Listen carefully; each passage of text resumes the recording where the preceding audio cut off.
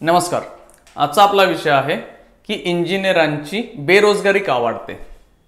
म्हणजे इंजिनिअरिंगची डिग्री आहे पण म्हणाव्या तशा नोकऱ्या मिळत नाहीयेत आणि जर मिळाल्या तर त्या खूप कमी पगारांच्या आहेत. तर हा व्हिडिओ आपण 4 भागांमध्ये करूया. पहिला भाग काय असेल तर इंजिनिअरिंगचे ॲडमिशन्स कसे होतात, इंजिनिअरिंगची कॉलेजेस किती आहेत आणि किती कॉलेजेस भरली जातात. म्हणजे एक ॲडमिशन प्रोसेस बद्दल ओव्हरऑल या पहिल्या भागात बघूया. दुसऱ्या भागात पाहू की आज जी इंजिनियर होत आहेत त्यांची बाहेर परिस्थिती काय चालली. तिसऱ्या भागात पाहू की जी बेरोजगारी वाढते आणि इंजिनिअरांची परिस्थिती जी खालावत चालली की त्याला जबाबदार कोण आहेत किंवा त्यांची परिस्थिती ही का झालेली आहे. आणि चौथ्या भागात पाहूया आता हे सगळं होत आहे तर ह्याच्यावर उपाय काय की आपण काय करू शकतो हे या चौथ्या भागात पाहूया. तर पहिला पार्ट बघूया आपण या व्हिडिओचा की इंजिनिअरिंगचे ॲडमिशन्स कसे होतात.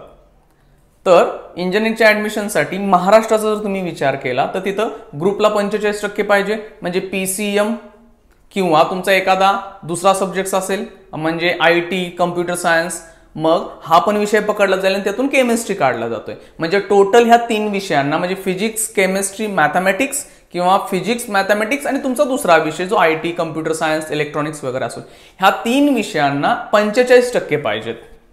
हे पूर्वी काय असायचं 50% असायचं.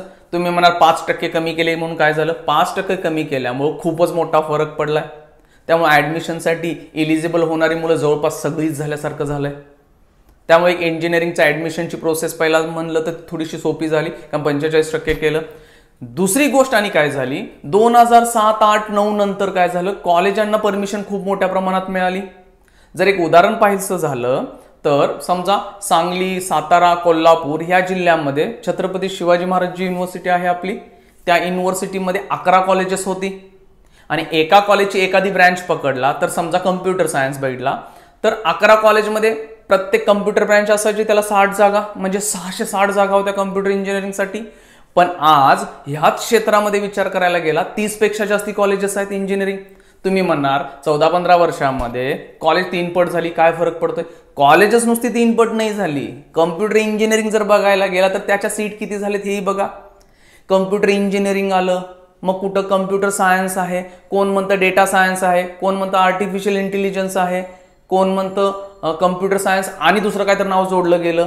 म्हणजे काय एका ब्रँचच्या आता कम्प्युटर सायन्स म्हणला त्याच्या 120 जागा तर आहेतच आहेत, बरोबर. ह्या आणि सब ब्रँचेस काढल्यात ह्याच्या आणि 120, म्हणजे एका कॉलेजला जवळपास 300 पासून 500 पर्यंत जागा आहेत. पुण्या मुंबईतले तर सोडूनच द्या.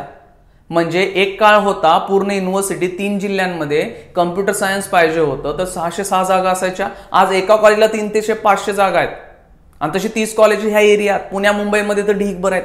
पूर्ण महाराष्ट्राचा जर विचार केला तर 500 पेक्षा जास्ती कॉलेजेस झालेत. मग ह्या कॉलेजांमध्ये इतक्या जागा वाढलेत की ऍडमिशन तर इझीच होत आहे. आज महाराष्ट्राचा फक्त विचार जर केला तर 60 ते 65% कॉलेजेस भरली जातात. तुम्ही AICTEच्या साईटवर जावा, त्यांचे चार्ट्स डाउनलोड करा आणि तुम्ही पाहू शकताय. आता काय चार्ट काय त्यांचे अपडेटेड नाही आहेत सोडा, 2023चा डेटा वगैरे दिलेला नाही आहे. 2020-19च्या आसपासचा डेटा मिळतो चार्ट्समध्ये गेला तर तिथं तुम्ही पूर्ण देशाचा बघितला तर हीच परिस्थिती दिसते. म्हणजे काय झालं महाराष्ट्रामध्ये तर काय 45%. प्रत्येक राज्याचा थोडाफार वेगळा आहे पण प्रत्येक राज्यात कॉलेजेस वाढलेत आणि त्या कॉलेजच्या सीट पण वाढल्या. म्हणजे पूर्ण भारतात जागा खूप झालेत, ऍडमिशन घेणारी कमी झालेत.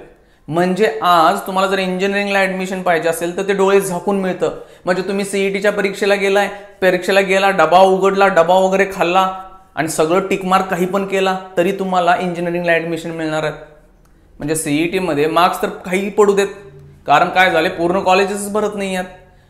आजची परिस्थिती अशी आहे एखादं चांगलं BSCचं कॉलेज असेल तर तिथं ऍडमिशन मिळणार नाही तुम्हाला, पण इंजिनिअरिंगला इझिली मिळणार कारण का कॉलेजेस भरत नाही आहेत. म्हणजे ऍडमिशनची प्रोसेस सोपी झाली, कट ऑफ कमी केले, कॉलेजेस वाढले आणि कॉलेजेस भरत नसल्यामुळे इंजिनिअरिंगला कुणालाही ऍडमिशन मिळू शकतं. हां, चांगलं कॉलेज असेल तर ते मार्क्सवर मिळेल पण ऍडमिशन मिळणार नाही असं शक्य नाही आहे आज. ही झाली दुसरी गोष्ट. म्हणजे इतकी कॉलेजेस वाढलेत आणि इतक्या जागा वाढल्या तर तुम्हाला ऍडमिशन मिळणार आहे. मग एखाद्याला इंजिनिअरिंग करायची इच्छाच नसली बाकीच्यांचं पाहून किंवा ऍडमिशन मिळतंय म्हणून घेणारी बरेच मुलं झालेले आहेत. जर तुम्ही मार्कांचा CETला विचार केला तर ह्या वर्षी ज्या विद्यार्थ्याला 110 मार्क्स पडलेत CET मध्ये म्हणजे 200 पैकी 110 तर त्याची 98% लागलेत. ह्या पर्सेंटाईलमुळे काय प्रॉब्लेम आला की अगोदर कसं असायचं 200 पैकी सीईटीला मार्क्स दिले जायचे आणि त्याच्यावर ऍडमिशन होत होतं. मग पालकाला समजत होतं की आपला विद्यार्थी म्हणजे त्यांचा मुलगा किंवा मुलगीला किती मार्क पडलेत, मग तो इंजिनिअरिंगला जाऊ दे की नाही जाऊ दे. आणि विद्यार्थ्यांना पण असं वाटायचं की आपल्याला कमी मार्क्स पडलेत मग जायचं की नाही जायचं. पण आज पर्सेंटाईल आल्यामुळं काय झालं, पर्सेंटाईल ऑटोमॅटिक जास्त येतात. मग 110 मार्क म्हणजे जर बघायला गेलं तर 55% आहेत. 200 पैकी 110 म्हणजे 55%. पण त्या विद्यार्थ्याला पर्सेंटाईल नुसार किती येतात, 98 पर्सेंटाईल म्हणजे 98 पर्सेंटाईल. मग इथेही थोडंसं कन्फ्युजन होतं मुलांचं. मग आज परिस्थिती काय झाली, तुम्ही काही करा इंजिनिअरिंगला ऍडमिशन मिळू शकते. आता तुम्हाला करायचंच असेल आणि तुम्ही इंजिनिअरिंगमध्ये जाऊन पुढे करणार असाल तर ठीक आहे, हो ती वेगळी गोष्ट आहे. मग आज इंजिनिअरिंगला ऍडमिशन मिळणं खूप सोपं झालंय. कुणालाही ऍडमिशन मिळू शकतं. ज्यांना ग्रुपला 45% आहेत आणि जर कास्टमध्ये असतील तर त्यांना 40%ची कट ऑफ आहे. मग कॉलेजेसही वाढलेत, त्यामुळे इंजिनिअरिंगचं ऍडमिशन इझी होणार आहे. ठीक आहे. आता आपल्या व्हिडिओचा दुसरा पार्ट पाहू की इंजिनिअरिंग झालेल्या मुलांची परिस्थिती काय आहे. आता मुलं तर इंजिनिअरिंगला ऍडमिशन घेतलेत, ज्यांना पाहिजे जवळपास सगळ्यांना मिळतंय ऍडमिशन्स. कॉलेज मागं पुढे होते, ब्रँच थोडीफार मागं पुढे होते. पण एखाद्या मुलाला समजा एखादी ब्रँच करायची आहे म्हणजे मेकॅनिकल करायची आहे किंवा कम्प्युटर करायची आहे, ती मिळत नसते. कॉलेजवाले खूप हुशार आहेत, ते काय करतात, काही ना काहीतरी सांगून त्या मुलाला कुठली तरी एखादी ब्रँच चिकटवतात जी मिळत नाही. आता काय सगळीच कॉलेज अशी करत नाहीत, पण बऱ्यापैकी आज चाललंय. का, कम्प्युटर भरतं म्हणलं ना, उरलेल्या ब्रँचेस भरायचं त्यांच्यावर काम आहे. मग ते काही सांगून काहीतरी बोलून त्या मुलाला दुसरी ब्रँच चिकटवतात. अशी मुलं इंजिनिअरिंग व्हायला लागलेत. एक तर त्याची इच्छा नाही आहे आणि त्याला काहीतरी चिकटवलंय. आता सगळ्याच मुलांना होत नाही, पण बऱ्यापैकी मुलांचं आज अशी कंडिशन आहे. आता इतकी मुलं इंजिनिअरिंग पास आउट व्हायला लागलेत, त्यांना जॉब आहेत का, हा एक मोठा प्रश्न आहे. मग सगळी मुलं जी बाहेर पडाल्यात त्यांना जॉब तर मिळत नाहीत. मग ती मुलं काय करायला लागलेत, मिळेल तो जॉब घ्यायला लागलेत किंवा जॉबच मिळत नाही म्हणून घरात बसायला लागलेत. आता मिळेल ते जॉब म्हणजे काय, मार्केटिंग करायला लागलेत, सेल्सला चाललेत. आता काय हे इंजिनिअरांचे जॉब नाही आहेत, पण काय घरची परिस्थिती हालाकीची असते, कुणाला जॉब पाहिजेच असतो, त्यामुळे ती मुलं तिकडे चाललेत. आज जे इंजिनियर्स पासआउट झालेले आहेत त्यांच्याबद्दल वेगवेगळे स्टडी आणि सर्वे अवेलेबलच आहेत. आता नास्कॉमचा एक स्टडी काय सांगतोय की 15 लाख जे इंजिनियर पासआउट झालेले आहेत त्यांच्यामधले 2.5 लाख इंजिनियरांना कोरमध्ये जॉब भेटला. आता कोरमध्ये जॉब भेटला म्हणजे काय, ज्या विद्यार्थ्यांनी ज्या फील्डमध्ये इंजिनिअरिंग केलंय त्यामध्ये जॉब भेटतोय. म्हणजे 15 लाख मधून 2.5 लाख विद्यार्थ्यांना जॉब भेटतोय कोरमध्ये. जर मेकॅनिकल असेल तर मेकॅनिकलच्या कंपनीमध्ये, कम्प्युटर असेल तर कम्प्युटरच्या कंपनीमध्ये. म्हणजे 15 लाखांमधले 2.5 लाख विद्यार्थी म्हणजे 6 मागे एकाच विद्यार्थ्याला कोरमध्ये जॉब भेटायला लागलाय. 6 विद्यार्थ्यांमधून एकाला जर कोरमध्ये जॉब भेटत असेल तर 5 विद्यार्थी काय करतायत, ज्यांचं इंजिनिअरिंग पूर्ण झालंय ते सेल्समध्ये आहेत, कुठं मार्केटिंगमध्ये आहेत, कुठे कमी पगारात काम करतायत. मग ही परिस्थिती आहे. आणखीन एक सर्वे झालेला ॲस्पायरिंग माइंड्सनी केलेला आहे तो, त्यामध्ये त्यांनी 1.5 लाख मुलांचा सर्वे केला. त्यामधून त्यांना काय फाइंड आउट झालं की 7% म्हणजे फक्त 7% मुलांना कोरमध्ये जॉब भेटला. म्हणजे 93% जे पासआउट झालेले इंजिनियर आहेत ते वेगळ्याच फील्डमध्ये आहेत. म्हणजे असे वेगवेगळे अनालिसिस सर्वे बाहेर अवेलेबल आहेत. आज वेगवेगळ्या इन्स्टिट्यूटने केलेले सर्वे असतील किंवा वेगवेगळ्या स्टडीज असतील. काहीतरी प्रोफेसरांचं असं म्हणणं आहे की आज जे इंजिनियर पासआउट होत आहेत त्यातले 80% इंजिनिअरांकडे प्रॉपर इंजिनिअरिंगच्या स्किल नाही आहेत. मग इंजिनिअरिंगचे विद्यार्थी कॉलेजमध्ये करतायत का, हा प्रश्न उभा राहायला लागलाय.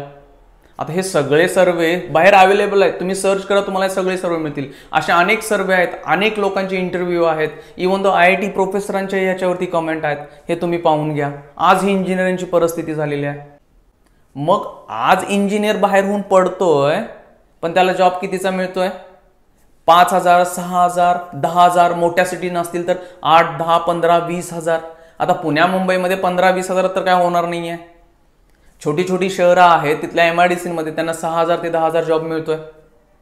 मग आता एवढ्या कमी मध्ये का करायला लागले ते विद्यार्थी, कुठून तरी सुरू होऊ दे.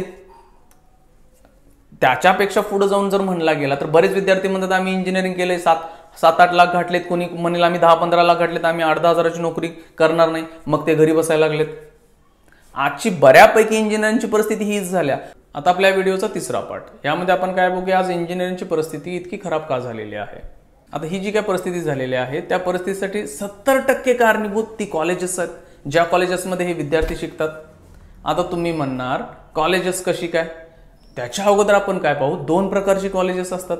एक जी खूप चांगली कॉलेजेस आहेत, मग त्यामध्ये गव्हर्नमेंट कॉलेजेस येतात किंवा काही प्रायव्हेट कॉलेजेस येतात.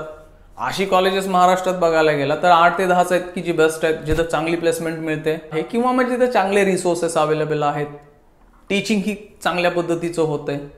आता असं म्हणत नाही आहे की बाबा ती 8-10 कॉलेज सोडली तर बाकीच्या कॉलेजांमधनं चांगले विद्यार्थी निघत नाही आहेत, निघतात. पण ते विद्यार्थी कसे येतात आणि त्यांनी काय केलेलं असतं हे पुढं मी 4थ्या पार्टमध्ये सांगतो. आता राहिलं काय दुसऱ्या टाईपची कॉलेजेस. आता राहिलेली जी दुसऱ्या टाईपच्या कॉलेजेसमध्ये येतात आणि ते मिळणारं एज्युकेशन, विद्यार्थ्यांचं आयुष्य ठरतं हे त्यांना मिळणाऱ्या एज्युकेशनवरती. जर त्यांना क्वालिटी एज्युकेशन मिळालं तर नक्कीच ते चांगले होतात. म्हणून मी म्हणतो आज इंजिनिअरिंगची परिस्थिती होण्यासाठी सगळ्यात मोठी कारणीभूत आहेत ती कॉलेजेस. आता तिथं सगळ्यात महत्त्वाचा पॉईंट येतो की शिक्षक कुठल्या पद्धतीचे भरले जातात किंवा शिक्षक भरती होते कशी. आता ही कॉलेजेस बऱ्यापैकी जवळपास सगळीच प्रायव्हेट असल्यासारख्या आहेत. त्या कॉलेजांमध्ये शिक्षक भरती ही मॅक्सिमम वशिल्यांवरती होते. किंवा दुसरी गोष्ट येते भरती वेळी की कोण किती कमी पगार घेणार. आता जर परमनंट जागा असेल तर त्या बऱ्यापैकी परमनंट जागेसाठी वशिला चाललाय आजकाल की हा याच्या ओळखीचा आहे, तो त्याच्या ओळखीचा आहे, तो जुना मित्र आहे किंवा कोण संस्थेच्या जवळचा आहे, अशा पद्धतीने ती भरती होते. मग तो खूपच टॅलेंटेड कॅन्डिडेट असेल की नाही आता हे तुम्हाला माहितीच आहे. दुसरा क्रायटेरिया म्हणजे कोण किती कमी पगार घेणार. 15,000, 20,000, 25,000, 30,000 आज पगार दिले चाललेत इंजिनिअरिंगला शिकवणाऱ्यांना. आता हा पगार त्या माणसाला कितपत पुरेल आणि इतका जर कमी पगार दिला तर त्या पगारात किती टॅलेंटेड माणूस येईल. तुम्ही तुमच्या स्वतःच्या कॉलेजांमध्ये पहा की शिक्षकांचे पगार किती आहेत आणि किती टॅलेंटेड आहेत. आज बरेच विद्यार्थी येऊन भेटतात की त्यांना एखादा डाऊट आलेला असतो किंवा एखादा प्रोजेक्ट करायचा असतो तर ते म्हणतात सर आमच्या शिक्षकांनाच येत नाही. काहीतरी शिक्षक डायरेक्ट म्हणतात की बाबा हे मला येत नाही, तुझं तू बघ जा. हां, मी हे मान्य करू शकतो की प्रत्येक माणसाला सगळ्या गोष्टी येतील असं नाही आहे. पण जो विषय तो शिकवतोय आणि ज्या विषयामध्ये त्याला डाऊट आलेत विद्यार्थ्याला ते त्या शिक्षकांनी क्लिअर करणं गरजेचं आहे किंवा ॲटलिस्ट त्यांना शोधून देणं किंवा काहीतरी त्याच्याबद्दल सांगणं. मग आता हे होत नाही आहे. आता एका डिपार्टमेंटमध्ये काही एक ठराविक शिक्षक सोडले ज्यांचे पगार लाखभर असतील, मग कोण प्रोफेसर असेल, असोसिएट प्रोफेसर असेल, बाकीच्यांचे पगारांचा प्रश्न. मोठ्या मोठ्या सिटींमध्ये तर 40-50 हजार पण पुरत नाही आहेत. मग छोट्या छोट्या शहरांमध्ये 10, 15, 20, 30 हजारांमध्ये काय होणार आहे शिक्षकांचं. आणि तेवढ्या पगारामध्ये थोडीच सायंटिस्ट किंवा खूप कष्ट घेणारा शिक्षक मिळेल. हे शिक्षकांच्या पगारांची परिस्थिती हे कोण सांगतात की आज शिक्षक सांगतात. मग त्या शिक्षकांना काहीतरी पार्ट टाइम जॉब बघावाच लागतोय किंवा काहीतरी वेगळं करावं लागतंय. त्याच्यानंतर मग ते शिक्षक काय म्हणतात, चला आम्ही ह्या कमी पगारात काम पण करू, पण त्या शिक्षकांवरती टाकलेल्या बाकीच्या जबाबदाऱ्या म्हणजे ही कमिटी येणार आहे, ती कमिटी येणार आहे. वर्षातनं 4-5 कमिटी तर यांच्या डोक्यावर मारलेलेच असतात. मग तो शिक्षक त्या फायली पूर्ण करण्याच्या नादात मग तो इकडं त्या मुलांना वेगळ्या गोष्टी शिकवायच्या, नवीन गोष्टी टेक्नॉलॉजीबद्दल सांगायचं किंवा स्वतः अभ्यास करायचा त्याच्याकडे वेळ नाही. आता तो स्वतःचं घर बघेल की ह्या कॉलेजच्या विद्यार्थ्यांना शिकवेल, प्रॅक्टिकल घेईल की हे ढीगभर पडणार क्लेरिकल काम करेल. आता तुम्ही म्हणणार पगार घेतोय तर करायला पाहिजे. अहो ठीक आहे ना, पगार तो शिक्षकाला शिकवण्यासाठी आहे, ही बाकीच्या गोष्टी करण्यासाठी थोडीच आहे. आज शिक्षक पूर्ण कंटाळला इंजिनिअरिंग कॉलेजचा, त्याला शिकवण्यापेक्षा जास्ती त्या फायलिंगचं टेन्शन असतंय. आणि त्या फायली पण कशा करायच्या असतात हे तुम्ही थोडंसं शिक्षकांना विचारूनच बघा, व्यवस्थित सांगतील की किती प्रकारच्या फाईल आहेत आणि त्या कशा पद्धतीनं पूर्ण केल्या चालल्यात. म्हणून तो शिक्षक काय कमी पगारात जरी करायला तयार असेल तरी ह्या अडचणी आहेत. मग बाकीच्या शिक्षकांचं म्हणणं काय, एकतर पगार नाहीत, शिक्षण सोडून बाकीच्या गोष्टी कपाळावर मारलेत. मग हे सगळं करायचं. काही कॉलेजांमध्ये तर वेगळंच असतं, पॉलिटिकल असल्यामुळे त्या आणि अडचणी तयार झालेल्या असतात तिथं. मग हे शिक्षक भरतीला हा प्रॉब्लेम. नंतरचं कारण काय, ते कुठल्या पद्धतीचा अभ्यासक्रम आहे. अभ्यासक्रम आहे तो खूप जुना, मग तो अभ्यासक्रम आणि आत्ता जे जगात चालले त्याचा काही संबंधच नाही आहे. वेगवेगळ्या कंपन्या काय म्हणतात की तुम्ही इंजिनिअरिंग झालाय ठीक आहे, आम्ही तुम्हाला ट्रेनिंग देतो 6 महिने 1 वर्षाचं. पण ह्या कुठल्या कंपन्या करतायत, ज्या कंपन्या खूप श्रीमंत आहेत, ज्यांच्याकडे खूप पैसे आहेत, TCS, इन्फोसिस सारख्या सगळ्या कंपन्या तर हे ट्रेनिंग देणार नाही आहेत. म्हणजे अभ्यासक्रम आम्हाला जो शिकवा लागले तो खूपच जुना आहे. त्याच्या पुढे जाऊन काय की पेपर पॅटर्न कशा आहेत, unit test 1, 2, mid sem, and sem, त्यातनानी नापास वगैरे झाले तर ते मेकअप वगैरे असं काहीतरी 1001 परीक्षा ठेवलेत जेणेकरून त्या विद्यार्थ्याला पास करा. काही वर्षांपूर्वी कसं होतं की विद्यार्थी एक्सटर्नल एक्झाम आली म्हणजे प्रॅक्टिकल एक्झाम आपण ज्या ओरल म्हणत होतो तिथं त्याला टेन्शन असायचं की माझा अभ्यास झालाय की नाही, मला उत्तर देऊ शकतोय की नाही. तिथं फेल होण्याचं टेन्शन, बरीच मुलं फेल पण व्हायची. पण आज काय चाललंय, एक्सटर्नलला फेल होत नाहीत मुलं. का? जर एक्सटर्नलला मुलं ती फेल झाली तर बाहेर बदनामी त्या कॉलेजची होणार, असं कॉलेजच्या आणि त्या शिक्षकांच्या डोक्यात बसलंय. कारण का, जर ते विद्यार्थी फेल झाले तर पुढच्या वर्षी मेसेज काय बाहेर जाईल, ह्या कॉलेजला ऍडमिशन घेऊ नका, तिथं नापास होतात. मग ह्यामुळे सगळीच कॉलेज सगळ्या मुलांना पास करायला लागलेत. परीक्षांच्या आधी खूपच विचित्र प्रकार चाललाय. परीक्षांच्या आधी काय दिलं जातंय, इम्पॉर्टंट क्वेश्चन्स म्हणून दिले जातात. 30, 40, 50 क्वेश्चन दिले जातात, त्यातलेच क्वेश्चन पेपरला पडायला लागलेत. मग मुलं तेवढंच रट्टा मारतात किंवा चिट्ट्या वगैरे करून जाऊन पेपरला लिहून येतात. मग हे काय इंजिनिअरिंगची परीक्षा आहे का, हाही प्रश्न आहे. मग अशा पद्धतीने मुलं जर अभ्यास करून पास होत असतील बाहेर, अभ्यासच म्हणायला लागेल ना, प्रश्न दिलेत मग त्यात 20 प्रश्न केलेत म्हणजे त्यांनी अभ्यासच केलाय ना तो. असे जर इंजिनिअरिंगची मुलं पास होत असतील तर बाहेर जाऊन काय होणार आहे त्यांचं. एक तर जुना सिलेबस आहे, त्यातल्या त्यात अशा पद्धतीच्या परीक्षा, अशा पद्धतीचं पास केलं चाललंय. मग ती मुलं बाहेर जाऊन टिकणार नाहीच. आज कंपनीमध्ये खूप जॉब आहेत. आता हा, जेवढी मुलं बाहेर पडतात तेवढे जॉब नाही आहेत, पण जॉब आहेत, पण तिथं ही मुलं टिकणं झालेत म्हणून कंपन्या जॉब देत नाही आहेत. प्रॅक्टिकल तर तुम्ही विचारूच नका. मॅक्सिमम वेळ थेरीला चाललाय, प्रॅक्टिकलला मुलं गेली तर लॅब असिस्टंट किंवा कोणतरी टाइमपास करत एक 15-20 मिनिटात रीडिंग द्यायला लागले. ते पण ते इन्स्ट्रुमेंट चालू आहे, खराब आहे, कधी कॅलिब्रेट केलंय हे पण काय माहित नाही. केलं, प्रॅक्टिकल घेतलं, काहीतरी लिहिलं, कॅल्क्युलेशन आले नाही आले, टाकायची फाईल जमा करायची आणि सबमिट करून टाकायचं. अशा पद्धतीचे इंजिनिअरिंगचे प्रॅक्टिकल चाललेत. आता हे काय सगळ्याच कॉलेजना होत नाही, पण बऱ्यापैकी व्हायला लागले. तुम्ही स्वतः चेक करा जाऊन. मग ह्या अडचणी आल्या तर ह्याच्यावरती कहर म्हणजे काय, प्रोजेक्ट्स मुलांचे, जो लास्ट इयरला असतो महत्वाचा प्रोजेक्ट मानला जातोय. बऱ्यापैकी विद्यार्थी काय करतात, प्रोजेक्ट विकतच आणतात. बाहेर तुम्ही आसपास बघा जावा, MIDCs असतील किंवा बाहेर शॉप्स असतील, तिथनं प्रोजेक्ट विकत मिळतं. 15, 20, 30 हजार रुपये द्या, रिपोर्ट सहित विकत मिळतं. मग मुलं मॅक्सिमम काय म्हणतात, मिळतोय विकत, आणून ठेवा तिथं. किंवा जो गाईड अलॉट झालाय तो गाईडला त्या सब्जेक्टमधलं माहीतच नसतंय. मग गाईड म्हणतो तुमचं तुम्ही काहीतरी करा जावं, मला ह्यातलं काय माहित नाहीये, आणा, जमा करा, सोडून द्या. मग विद्यार्थ्यांना सगळ्यात महत्वाचा जो असतो तो प्रोजेक्ट, तोही त्यांचा वाया जातोय. मुलांना काय नाहीये हो, मुलांना जेवढं सोपं पडेल तितकं ते करणारच आहेत ना.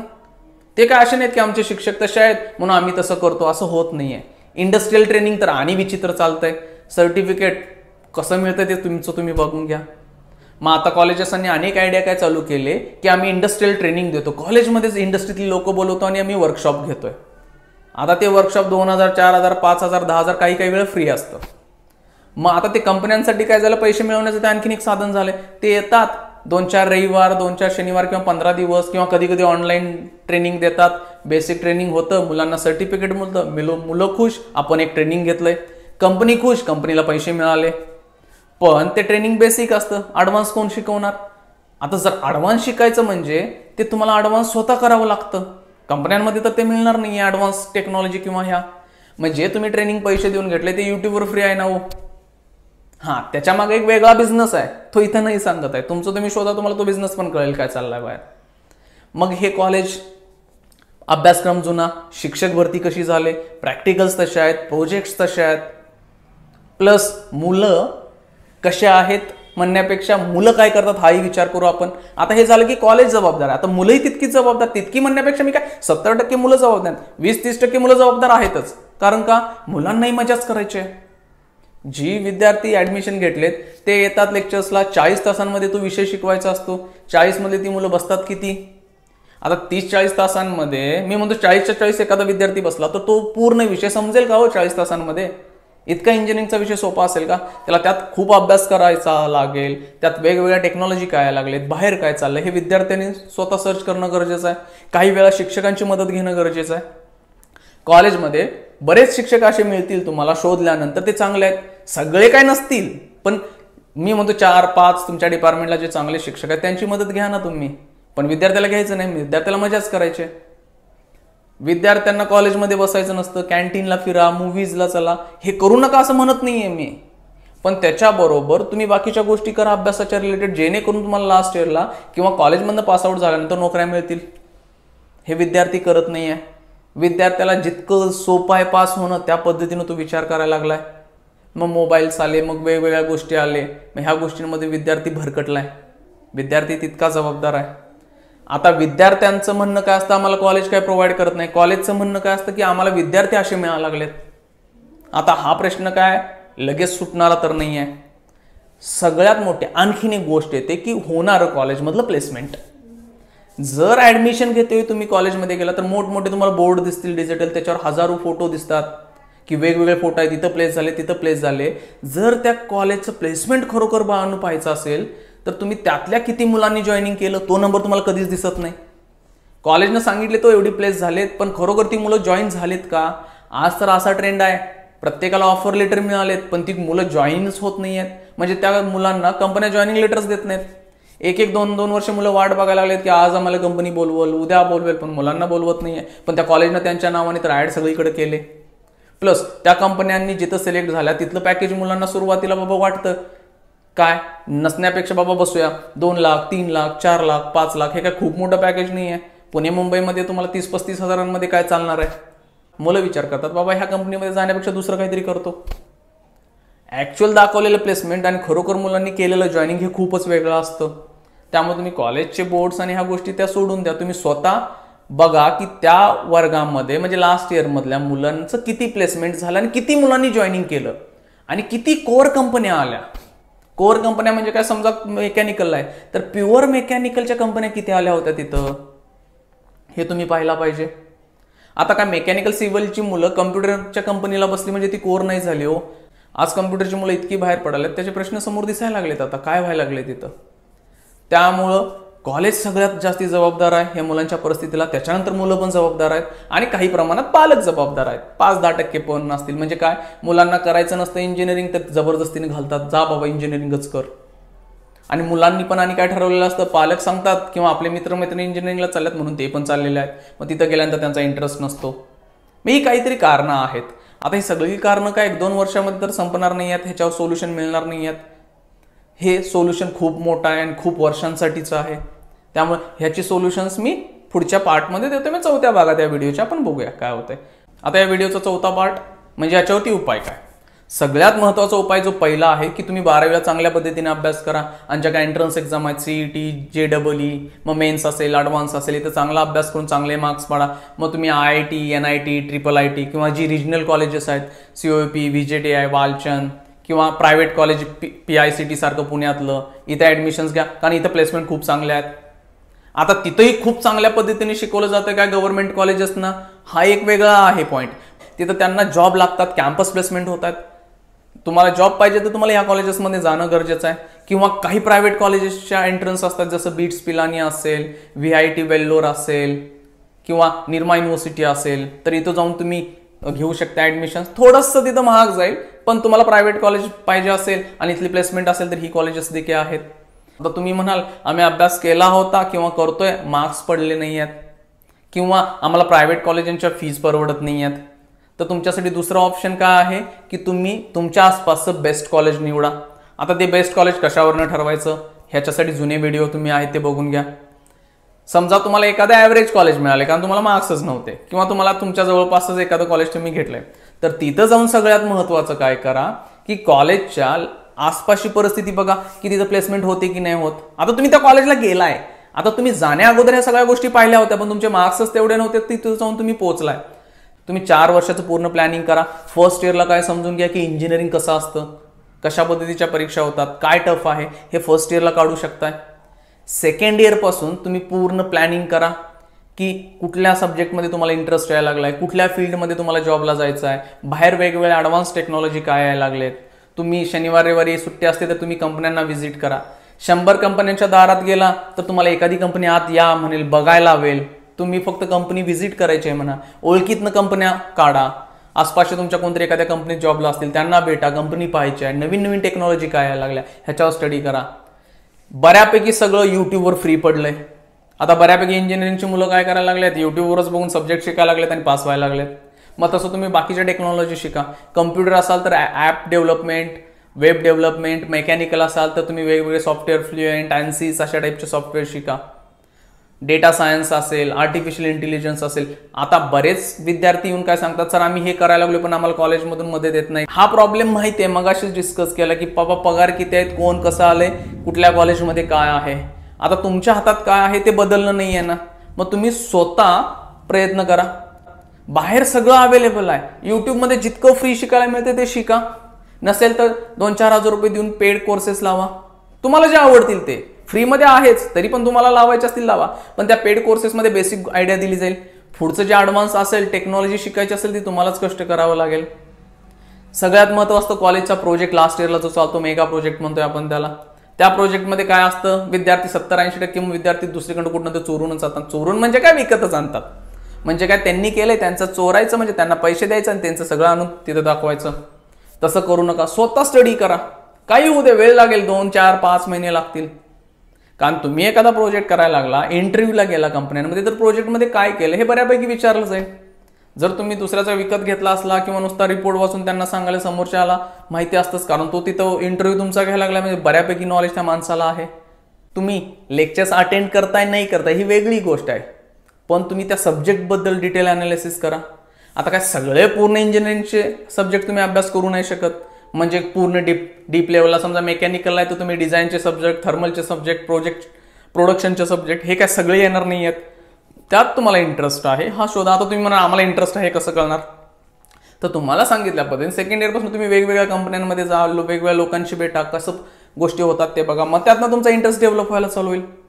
मग तुम्ही त्यातला डेव्हलप इंटरेस्ट जो झालाय तो विषय निवडा आणि त्यामध्ये स्टडी चालू करा. अशा गोष्टी तुम्हाला 3-4 वर्षांमध्ये जर कळाल्या तर तुम्हाला नोकरी मिळणार नाही असं शक्यच नाही आहे. कारण आज बाहेर नोकऱ्या खूप आहेत, पण स्किल टॅलेंटेड स्टुडंट मिळत नाही आहेत. स्किल्सच नाही आहेत ना, फक्त तुम्ही कॉलेजमधून पास झाला तर नोकरी मिळण्याचे दिवस गेलेत. हे होतं 15-20 वर्षापूर्वी की तुम्ही इंजिनियर झालाय तर नोकरी मिळायची, की कंपनी घ्यायची, 5-6 महिन्याचं ट्रेनिंग द्यायचं, कधी कधी वर्षभर ट्रेनिंग द्यायचं आणि त्याला पुढे घ्यायचं. पण आज नाही आहे. खूप मोठ्या मोठ्या कंपन्या करतात ट्रेनिंग, म्हणजे विप्रो असेल, इन्फोसिस असेल, TCS असेल, 6 महिन्याचं ट्रेनिंग देतात. का ट्रेनिंग का देतात, की त्यांना माहिती आहे की कॉलेजमध्ये येणारे विद्यार्थी काय शिकलेत आणि कशा पद्धतीच्या स्किल्स आहेत. पण ह्या मोठ्या कंपन्याच करणार आहेत, कारण त्यांच्याकडे खूप पैसे आहेत, ते ट्रेनिंग देऊ शकतात. पण छोट्या मोठ्या कंपन्या, स्टार्टअप्स जे असतील तर ते करणार नाही आहेत. तुम्हाला ऑलरेडी स्किल्स पाहिजेत तुमच्याकडं, मग तुम्ही स्वतः कॉलेजचे 3-4 वर्ष करा. आता इथं एकच पॉईंट आहे, तुम्ही इंजिनिअरिंगला ऍडमिशन घेतलंय, तुम्हाला कष्ट करायचं आहे. तुम्ही माणसं शोधा, तुमच्या कॉलेजमध्ये पण असतात.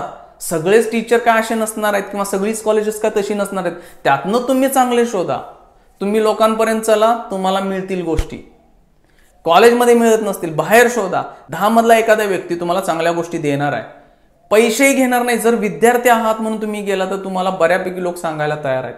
त्यामुळे विद्यार्थ्यांकडे जो इनर्शिया डेव्हलप झालाय, कॉलेजला जायचं, मस्त मजा करायची, लेक्चर केलं तर केलं, प्रॅक्टिकलला जाऊन मस्त टाइमपास करायचा आणि परीक्षा देऊन बाहेर यायचं, हे बंद झालं पाहिजे. हे ज्या दिवशी बंद होईल ना, बऱ्यापैकी गोष्टी बदलत राहतील. कारण आपला देश हा डेव्हलपिंग आहे, आपल्या देशात खूप चांगल्या इंजिनिअरांची गरज आहे. जर तुम्ही विद्यार्थ्यांनी अशी गोष्टी करायला चालू केल्या तर कॉलेजेस पण तुम्हाला वेगवेगळ्या गोष्टी प्रोव्हाइड करायला चालू करतील. कारण का आज सगळीकडचीच परिस्थिती एकसारखी झाल्यामुळं कोण विचार करत नाही. पण एखाद्या कॉलेजमध्ये जर अशा गोष्टी व्हायला लागल्या तर विद्यार्थी वेगवेगळ्या गोष्टी मागायला लागले कॉलेज, तर कॉलेजेस पुरवतीलच ना. जर कॉलेजेस पुरवत नसतील तर पुढच्या वर्षी त्यांचे ऑटोमॅटिक ऍडमिशन्स कमी व्हायला चालू होतील, मग सगळीकडच्या गोष्टी बदलतील. जर आपले इंजिनियर्स डेव्हलप झाले तरच आपल्या देशाची प्रगती मोठ्या प्रमाणात होईल. त्यामुळे विद्यार्थ्यांनी काय लक्ष ठेवा, तुम्ही गेलाय फर्स्ट इयर व्यवस्थित लक्ष द्या, कशा पद्धतीचं इंजिनिअरिंग असतं, पेपर असतं. सेकंड इयर किंवा फर्स्ट इयरच्या शेवटपासून तुम्ही तुमच्या इंजिनिअरिंगकडे फोकस करा. वेगवेगळ्या लोकांना भेटा, कंपन्यांमध्ये भेटा, कुठल्या तरी एखाद्या सब्जेक्ट्समध्ये किंवा फील्डमध्ये इंटरेस्ट डेव्हलप होईल, त्यामध्ये नॉलेज घ्या, त्यामध्ये कोर्सेस करा. मग कॉलेजमध्ये कॅम्पस प्लेसमेंट आली तर तिथं प्लेस व्हालच, नाही झालं ऑफ कॅम्पसला बाहेर गेला तर तुम्हाला इंटरव्ह्यूमध्ये समोरच्याला समजतं की बाबा ह्या विद्यार्थ्याकडे खूप टॅलेंट आहे, कारण बाहेर टॅलेंटेड मुलांची खूप गरज आहे. ठीक आहे, त्यामुळे तुम्ही व्यवस्थित अभ्यास करा. ही परिस्थिती बदलेल. कधी बदलेल, जर तुम्ही स्वतःवर काम केलं तर. तुम्हाला स्वतः येऊन कोण नोकरी देणार नाही घे बाबा म्हणून, हे खूपच कमी कॉलेजांमध्ये होतंय. आज जी रेप्युटेड कॉलेजेस आहेत सगळ्या कॉलेजांमध्ये होत नाही. 90% कॉलेजांची परिस्थिती खराब होता लागले. आता हा डेटा दाखवतो की किती % इंजिनिअरांना जॉब मिळायला लागलाय. त्यामुळे तुम्ही स्वतःवर काम करा, नक्की यश मिळतंय. स्वतःवर काम करा, वेगवेगळ्या गोष्टी शिका, नवीन टेक्नॉलॉजी शिका, नक्की तुम्हाला नोकऱ्या मिळतात आणि चांगल्या पद्धतीच्या मिळतील. आता काय, काही विद्यार्थ्यांना नोकऱ्या मिळतात, काहींना मिळत नाही आहेत. एखादं उदाहरण पकडून जाऊ नये. तुम्ही एक ओव्हरऑल विचार करा की सगळ्या विद्यार्थ्यांचं काय होतंय, त्याच्यानुसारच तुम्ही तुमच्या फील्ड इंटरेस्ट डेव्हलप करा, नक्की तुम्हाला यश मिळेल. ठीक आहे, थँक्यू.